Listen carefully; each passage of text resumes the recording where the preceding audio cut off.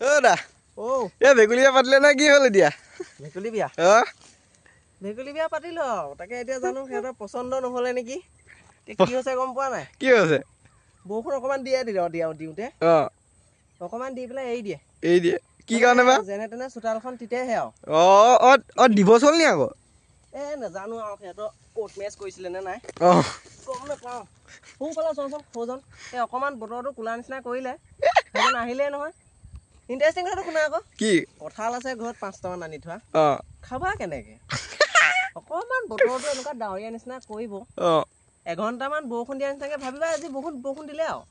নাই বৰষুণ নিদিয়ে পকপটা ৰ'দ দিব কঁঠাল কেনেকে খাবা বাৰু তাকে